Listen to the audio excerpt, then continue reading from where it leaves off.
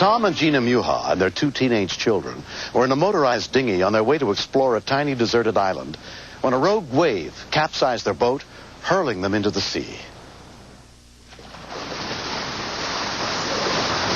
I knew that my ankle was broken. I very quickly did an accounting to see where everybody was. And I could not find my daughter.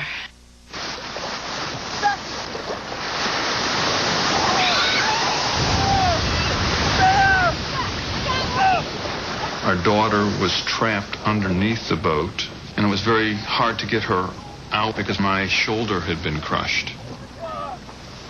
In one form or another, the wave crunched all of us.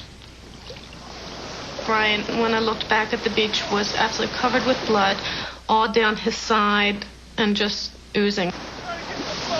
I was trying to right the dinghy because there wasn't even anybody else around. I kept thinking, there's nobody to help us. I've got to try to get my family at least back to the main boat where we have a radio. But I didn't have the strength.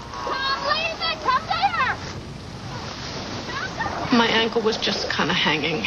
But I hadn't thought about my injuries at all. You just react to what your kids need. My son had a very serious head wound. We're just going to hold it, okay? You could see his skull. And I was really scared. Put your hand right here. Okay. Gina and I'll get him. We realized we were stuck here, just the 4 of us. We would put our hands on one another's bodies to stop the flow of blood. Yeah, it'll be okay. I'm going to get help. Maybe. I felt tremendously helpless to know that my family was really hurt and that I could not do anything to get them to help.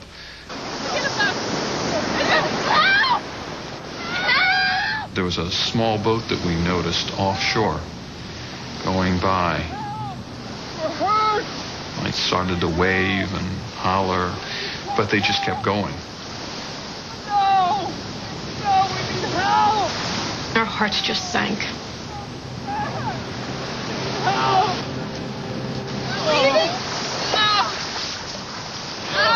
Okay.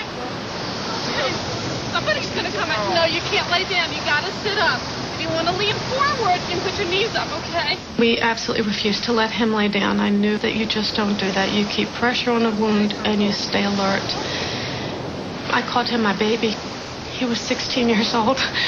I told him over and over again that I loved him. He thought I was saying goodbye. And the question really was, would we all get off alive? Because there was so much blood that I wasn't sure that we would get somebody to help us in time.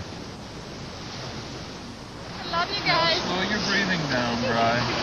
Slow everything down. Breathe. You see sailboats off in the distance. You know they're not going to see you.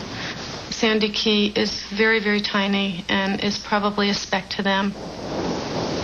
Brian was not doing well. Down, make it go. Breathe. I can remember saying to my children that everything was going to be okay.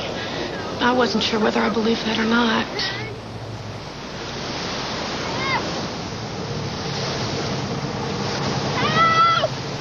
Over here! It was like angels. It was like angels coming up out of the water to help us. We're gonna have to wait for a wave. Gary and Penny Knowles had been sailing with clients when a boater told them about the accident, and they called for help. I carry a very large medical kit, so we thought, well, we'll just go over and see if we can do anything. Gary managed to get close enough in to get me over the front of the boat with all the gear. Then he anchored the boat off and swam in. The head wound looked very bad. Basically, his father had his hand behind his head, holding the head together. It was quite a deep wound, propeller-shaped. Thank you for coming, Penny. The rescue boat's on its way. Virgin Island Search and Rescue arrived within 45 minutes. Mike Masters was driving the Vizar boat. It looked a little bit like Gilligan's Island, you know, some people sitting up there. We immediately jumped into action and powered in reverse towards the shore, as far back as we dared into the surf line. Among the volunteers who responded that Christmas Day was Brian Gandy. There were some really awesome surf running at the time. We basically had to prepare them to go back out. It was going to be a pretty bumpy ride. These people are basically going head first straight into the waves, and if that stretcher tips over, we're in serious trouble. We had to build up the confidence level of the people because they were definitely scared.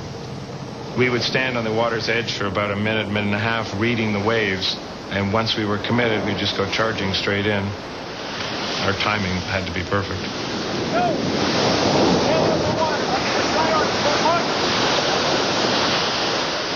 It was a very scary thing to see your son being taken away, strapped down in a floating gurney, and I thought to myself, if they lose the grip, they lose Brian. And then we all had to deal with that, because then well, I'm going to be next. Everybody together, go! With the visor people just plowing through it, you could see them getting tired. I mean, it took such effort to get out through that surf and to keep that person in good condition. They did such a good job.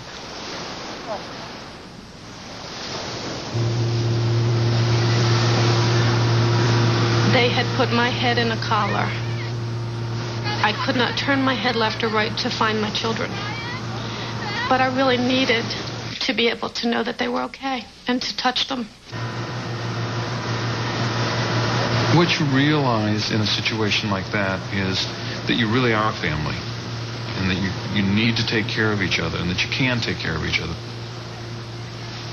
All of these little frictions that go on between parents and teenagers are really insignificant.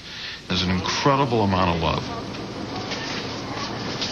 After being examined by a doctor and nurse picked up from a nearby cruise ship, Tom, Gina, and their 2 children were treated at a local hospital and released within a day.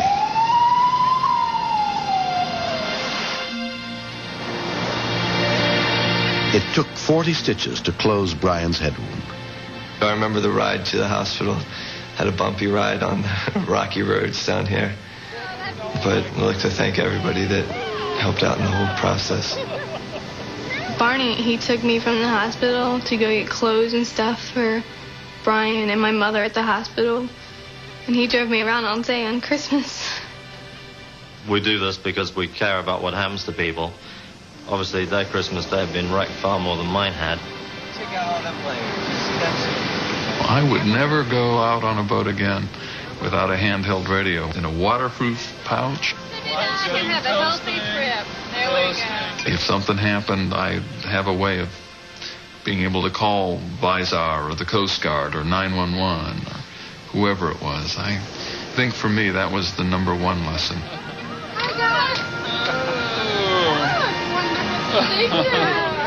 If that boat hadn't seen them go up on the shore and come over to us, and that we could have radioed, then it could have been too long for somebody to find them.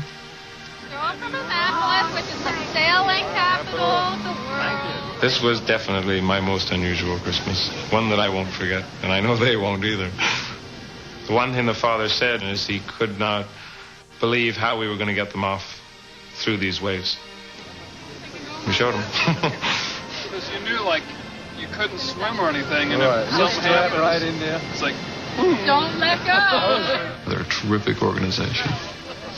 These people got up, left their homes on Christmas Day, and saved our family.